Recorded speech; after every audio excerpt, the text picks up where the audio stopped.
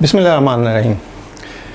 Value addition के लिए हम ऑलरेडी देख चुके हैं कि 5 राइट ऑफ प्रोक्योरमेंट के अगर आप 5 राइट को इम्प्लीमेंट करते हैं तो इससे वैल्यू एडिशन होती है।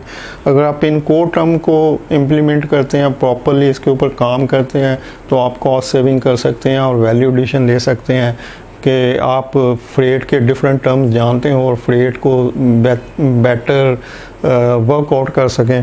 फिर टोटल लाइफ साइकिल जो कॉस्ट है उसकी, किसी प्रोडक्ट की टोटल लाइफ की, इसके थ्रू भी आप कुछ बेनिफिट ले सकते हैं और वैल्यू एडिशन कर सकते हैं। फिर इंटरनल एक्सटर्नल सप्लायर के थ्रू आप वैल्यू एडिशन कर सकते हैं। जैसे कि फॉर एग्जांपल अगर कोई रेंट ए कार कंपनी है और उसकी 200-300 गाड़ियाँ चल रही हैं तो उनकी मेंटेनेंस के लिए आपने इन हाउस सर्विसेज लेनी है या आउटसोर्स करनी है, किसी वेंडर के पास जाना है। तो अगर आप समझेंगे हम इन हाउस मेंटेनेंस एक वर्कशॉप बना के ज़्यादा बेहतर सर्विसेज ले सकते हैं, मेंटेनेंस बेहतर ले सकते हैं, तो ये वैल्यू एडिशन है। आपको बायर से सप्लायर ढूंढने की ज़रूरत नहीं होगी। इस तरह कॉन्ट्रैक्ट को आप जितना बेहतर नेगोशिएट कर सकते हैं, उसमें जितनी माइन्यूट किस्म की डिटेल भी डाल सकते हैं, जो कि बाद में अगर लिटिगेशन में जाता है, कोर्ट में जाता है और आपको उसमें प्रॉब्लम नहीं होती और आप अपने क्लेम को वहाँ से मनवा लेते हैं, तो कॉन्ट्रैक्ट के ऊपर काम करना भी आपके मॉनेटरी बेनिफिट में जाता है। तो ये सारी चीज़ें जो हमने ऑलरेडी डिस्कस की हुई हैं और इनके ऊपर वीडियो पीछे अवेलेबल है कि 5 राइट ऑफ प्रोक्योरमेंट क्या होते हैं, इनको टर्म क्या होते हैं, टोटल लाइफ साइकिल कॉस्ट क्या है, इंटरनल एक्सटर्नल सप्लायर कॉन्ट्रैक्ट्स, ये सारे आपके वैल्यू एडिशन करते हैं। और ये वो वैल्यू एडिशन करते हैं जो मॉनेटरी बेनिफिट देती है। यानी इनको जब आप इम्प्लीमेंट करते हैं तो आपको मॉनेटरी बेनिफिट होता है और आपकी कॉस्ट सेविंग होती है, आपके पैसे बचते हैं। तो ये सारे मॉनेटरी रिलेटेड बेनिफिट हैं। लेकिन कुछ बेनिफिट ऐसे होते हैं जो कि मॉनेटरी नहीं होते लेकिन वो भी वैल्यू एडिशन करते हैं, वो भी ऐड वैल्यू का सबब बनते हैं। तो आज देखते हैं कि वो कौन से पॉइंट्स हैं जिनकी वजह से आपको वैल्यू एडिशन तो होती है लेकिन वो मॉनेटरी नहीं होती, लेकिन उसको भी वैल्यू एडिशन ही ट्रीट किया जाता है। तो नंबर 1 है एडिशनल फीचर। अगर आपको कुछ एडिशनल फीचर मिलते हैं, जैसे कोई भी प्रोडक्ट आप ख़रीद रहे हैं, कोई प्लांट मशीनरी है, तो जब आप कंपेयर करते हैं, अगर 2-3 लोगों को कंपेयर कर रहे हैं, उनकी प्राइसेस सेम है लेकिन उनकी स्पेसिफिकेशन में फ़र्क है, उनके जो एडिशनल बेनिफिट हैं उनमें फ़र्क है। फॉर एग्जांपल आप एक कैमरा मोबाइल ख़रीदते हैं और किसी का कैमरा कम पिक्सल का है, किसी का ज़्यादा का है, तो वो जो एडिशनल बेनिफिट है कि जी इसमें एक कैमरा है और इसकी प्राइस 20,000 है, एक दूसरा मोबाइल आप देखते हैं उसमें 2 कैमरे लगे हुए हैं, उसकी भी प्राइस 20,000 है। तो जो एडिशनल बेनिफिट आपको मिल रहा है वो आपकी ऐड वैल्यू है, तो वो वैल्यू एडिशन कर रहा है। बेशक प्राइस दोनों की सेम है, तो आप किसके ऊपर जाएंगे? आप जिसके अंदर 2 कैमरे लगे हुए हैं उसके ऊपर जाएंगे। इसी तरह से आप प्लांट मशीनरी, रॉ मटेरियल जो भी परचेज कर रहे हैं, जब उनको कंपेयर करेंगे कि प्राइसेस तो सेम है लेकिन अब प्राइसेस के चूँकि प्राइसेस सेम है तो अब हम क्या करेंगे, हम देखेंगे कि उसके एडिशनल बेनिफिट क्या हैं। तो अगर एडिशनल बेनिफिट में फ़र्क है तो फिर हम उसको कंपैरिजन में हाईलाइट करेंगे कि इसमें कम बेनिफिट है, प्राइस वही है, और इसमें ज़्यादा बेनिफिट है और प्राइस सेम है दोनों की, दोनों वेंडर की। तो फिर हम जिसमें ज़्यादा बेनिफिट है उसको प्रेफर करेंगे। तो हम जो एडिशनल फीचर पे अगर जाते हैं तो ये आपके वैल्यू एडिशन है। इससे बेशक मॉनेटरी बेनिफिट नहीं हो रहा लेकिन आपको कुछ एडिशनल फीचर मिल रहे हैं। सेकंड है ब्रांड। जब भी आप ब्रांड के ऊपर जाते हैं तो ये भी आपका वैल्यू एडिशन है या एडिशनल वैल्यू आप ऐड कर रहे हैं, क्योंकि अगर आपके पास 5-6 different XYZ unknown supplier available हैं जो अननोन प्रोडक्ट को सप्लाई कर रहे हैं और उनके साथ एक ब्रांड प्रोडक्ट भी आ जाती है।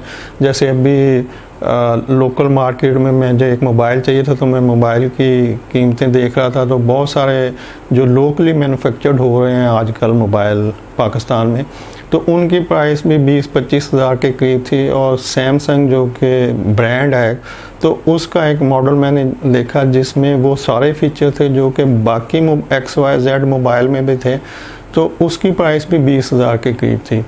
तो ये जो मतलब ब्रांड की लॉयल्टी है, ब्रांड की स्ट्रेंथ है, वो प्रेफरेबल है इंस्टेड कि आप XYZ जो कि उसी प्राइस रेंज में है। तो अगर आपको उसी प्राइस रेंज में एक ब्रांड मिल जाता है तो ये भी वैल्यू एडिशन है कि आप एक अच्छी गुड क्वालिटी और एक रिप्यूटेड कंपनी का ब्रांड खरीदे हैं, तो ये भी वैल्यू एडिशन है। उसके बाद कन्वीनियंस है कि आपकी सहूलत। जब भी आप 3-4 लोगों को कंपेयर कर रहे हैं जिनकी प्राइसेस सेम है, क्योंकि हम इन सारे पॉइंट्स में आप समझ लें कि सब में प्राइसेस सेम रहेंगी, यानी हम ये देख रहे हैं कि प्राइस का कोई बेनिफिट हमें नहीं मिल रहा, लेकिन हमें कुछ एडिशनल बेनिफिट मिल रहे हैं। तो वो एडिशनल बेनिफिट क्या हो सकते हैं? वो उनमें एक बेनिफिट है कि आपको सहूलत मिल रही है, तो आप प्रॉब्लम में क्यों जाएं? अगर आपको 3-4 लोग सेम प्राइस ऑफ़र कर रहे हैं, लेकिन किसी एक सप्लायर के साथ आपकी कन्वीनियंस है, आपको सहूलत है, तो वो सहूलत हासिल करने के लिए आप उसको प्रेफर करें जिससे आपको सहूलत मिल रही है। जैसे कि फॉर एग्ज़ाम्पल अगर मुझे एक ब्रेड सुबह चाहिए और एक दुकानदार के पास मुझे जाना पड़े और दूसरा दुकानदार कहे सर आप फ़ोन कर दें घर बैठे, मैं आपको अभी भिजवा देता हूँ लड़के को ब्रेड दे के, तो आप क्यों परेशान हो रहे हैं? तो मैं उस दुकानदार से ब्रेड प्रेफर करूँगा जो मुझे घर पहुँचा रहा है, और बजाय कि मैं खुद उठूँ बाज़ार जाऊँ और ब्रेड लेके आऊँ।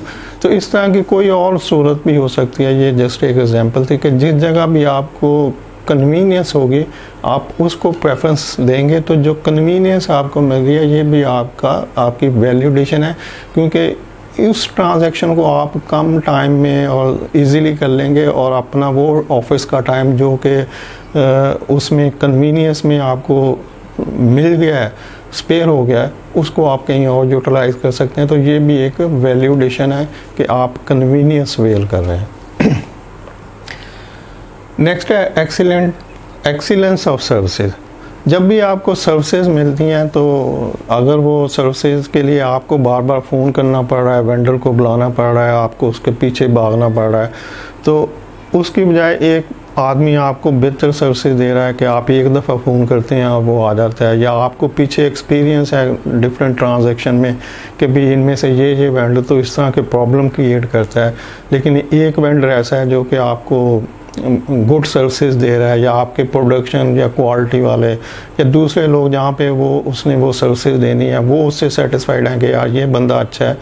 तो वो जो एक्सीलेंस ऑफ सर्विसेज है वो भी आपकी एड वैल्यू है कि वो भी आपकी प्रोक्योरमेंट में वैल्यू एडिशन कर रहा है कि उससे आपको बेहतर सर्विसेज मिल रही हैं। तो अगर प्राइसेस सेम है तो आप उसको ऑर्डर दें जिससे आपको एक्सीलेंट सर्विसेज मिल रही हैं, ये भी एक वैल्यू एडेड प्रोक्योरमेंट होगी। अच्छा, उसके बाद मार्केट डेवलपमेंट होती है कि समटाइम आप के बाहर किसी चीज़ के प्राइसेस तो सेम है लेकिन किसी और पॉइंट के ऊपर अड़ जाते हैं। वो कहते हैं कि नहीं जी यहाँ पर मुझे मेरे पास कोई और सप्लायर अवेलेबल नहीं है, मैं इस मार्केट में काम नहीं करना चाहता, अगर मैं काम करूँगा तो हो सकता है मुझे यहाँ पे अपना वेयर हाउस खोलना पड़े, उस पर इतना खर्चा है, या मुझे यहाँ पर एक बंदा इस सिटी में डिप्यूट करना पड़े और मेरा यहाँ पे पहले कोई ट्रांजैक्शन नहीं है तो मैं ये काम नहीं कर सकता। जैसे मैं खुद बिज़नेस करता हूँ तो मुझे कुछ ऐसे सिटीज़ जहाँ पर मेरी ट्रांजैक्शन बिल्कुल नहीं है, तो वहाँ से जब भी कोई नया कस्टमर आता है तो मुझे थोड़ा प्रॉब्लम होता है कि अब मैं इसको किस तरह से, क्या मैं इसको इनकार कर दूँ, छोड़ दूँ इससे, इसका जो बिज़नेस है इससे जो मिल सकता है, या कि इसके लिए कुछ काम करूँ। तो अब इस तरह की जब सिचुएशन होती है तो वहाँ पे प्रोक्योरमेंट वालों को चाहिए कि वो वेंडर को थोड़ी हिम्मत दें, उसको साथ दें और उसको मार्केट डेवलप करने के लिए उसके साथ कुछ काम करें। फॉर एग्ज़ाम्पल आप वेंडर से कह सकते हैं कि भाई ऐसे करते हैं कि कुछ हमारी एसोसिएट कंपनी है या मेरे कुलीग किसी और दूसरी कंपनी में लगे हुए हैं, मैं उनसे पूछता हूँ ताकि वो आपकी इस प्रोडक्ट को यूज़ कर लें, या मैं अपनी एसोसिएट कंपनी वालों से कहता हूँ कि वो भी आपको ऑर्डर दें और इस प्रोडक्ट को यूज़ कर लें। तो इस तरह से आपकी सप्लाईज यहाँ पर बढ़ जाएंगी, आपकी ट्रांजैक्शन बढ़ जाएंगी और आप यहाँ पर अपना सेटअप बना सकते हैं या यहाँ पे अपना फुटेज कैम कर सकते हैं, इस एरिया में अपनी प्रेजेंस रख सकते हैं। तो इस तरह की हेल्प जब आप वेंडर को देंगे तो वेंडर से आप वो बेनिफिट ले सकते हैं जो आप उससे लेना चाह रहे हैं। तो मार्केट डेवलपमेंट से मुराद है कि आप किसी वेंडर के साथ मिलकर जब उसको अपने साथ एंटर कर लेंगे तो ये आपकी वैल्यू एडिशन है कि आपने एक नई मार्केट को सोर्स करके, कुछ नए लोगों को सोर्स करके एंटर किया और उनसे जो अपनी प्रोक्योरमेंट के बेनिफिट है वो आप ले सकते हैं।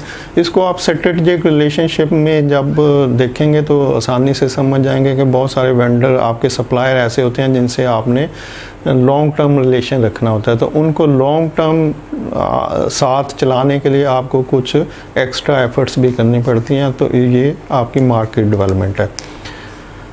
और रिड्यूस्ड इनपुट कास्ट भी आप, जैसे अगर आप किसी हाइपर मार्केट को देखें, ये मेट्रो है, हाइपर स्टार, इस तरह की है, तो अगर आप मेट्रो को देखो तो मेट्रो के बहुत सारे ऐसे ब्रांड्स हैं जो कि वो इन हाउस, मतलब उनके अपने ब्रांड है लेकिन वो खुद प्रोड्यूस नहीं करते, वो आउटसोर्स करते हैं।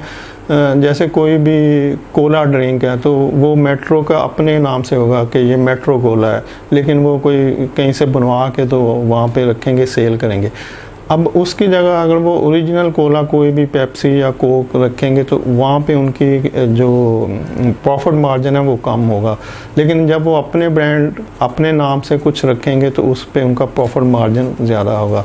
तो इस तरह की जो रिड्यूस्ड इनपुट कॉस्ट के ऊपर जब आप काम करते हैं किसी वेंडर के साथ या ब्रांड के लिए, तो ये भी आपकी वैल्यू एडिशन है। और इनोवेशन से मुराद है कि आप कुछ अपने सप्लायर के साथ मिलके जो भी आपकी प्रोडक्ट चल रही हैं उसमें कुछ फर्दर इम्प्रूवमेंट के लिए काम करते रहें। जैसे कि बहुत सारे प्लांट मशीनरी के पार्ट्स होते हैं और सर्विसेज रिलेटेड एक्टिविटीज़ होती हैं, तो वहाँ पे लोग हमेशा उसकी इम्प्रूवमेंट में काम करते रहते हैं, यानी उसकी लाइफ के लिए, उसकी लाइफ को एक्सटेंड करने के लिए काम करते रहते हैं। जैसे अगर कोई पार्ट जो है वो 1 माह चल रहा है या 6 माह चल रहा है, कोई बैरिंग है तो वो 6 माह चल रहा है, तो आप अपने सप्लायर के साथ मिलके उसकी लाइफ को, बैरिंग की लाइफ को एक्सटेंड करने के लिए काम कर सकते हैं कि भाई इसकी लाइफ को 7 माह कर दो, 8 माह कर दो, इसकी जो डिटीरिएशन हो रही है वो कम हो जाए, इसकी लाइफ बढ़ जाए वगैरह वगैरह। तो इस तरह की जो रिसर्च डेवलपमेंट और एक्टिविटीज़ हैं इनोवेशन रिलेटेड, वो जब आप अपने सप्लायर के साथ करते हैं तो ये भी आपकी वैल्यू एडिशन है, क्योंकि ये आगे जाके आपको एडिशनल मॉनेटरी बेनिफिट भी दे सकती है। सस्टेनेबिलिटी होती है कि आपकी जो भी प्रोडक्ट है वो एक जो उसकी फिक्स लाइफ है, जो एक्सपायर्ड लाइफ है, उस तक चलनी चाहिए कि वो सस्टेन करे, वो उससे पहले ख़त्म ना हो जाए। या इसको मैं थोड़ा बुक से देख के भी आपको कर देता हूँ। सस्टेनेबिलिटी प्रोडक्ट के साथ आपके रिलेशनशिप की भी होती है कि आप जहाँ पे प्रोडक्ट की सस्टेनेबिलिटी देख रहे होते हैं वहाँ पे आपके रिलेशन की भी सस्टेनेबिलिटी आपको देखनी चाहिए, ताकि उसमें कोई भी प्रॉब्लम आती है, कोई डिस्प्यूट आता है तो आप अपने रिलेशनशिप को किस तरह से सस्टेन कर सकते हैं ताकि आपकी जो फ्यूचर प्रोक्योरमेंट है उस पर कोई असर ना पड़े। तो सस्टेनेबिलिटी भी आपका एक एडिशनल बेनिफिट है जो वैल्यू एडिशन कर रहा है प्रोक्योरमेंट में। बेशक इससे आपके रिलेशनशिप से कोई मॉनेटरी बेनिफिट तो प्रोक्योरमेंट में नहीं होगा, लेकिन गुड रिलेशन जो होंगे वो आपकी लॉन्ग टर्म प्रोक्योरमेंट को कंटिन्यू रखेंगे, और ये भी एक वैल्यू एडिशन है।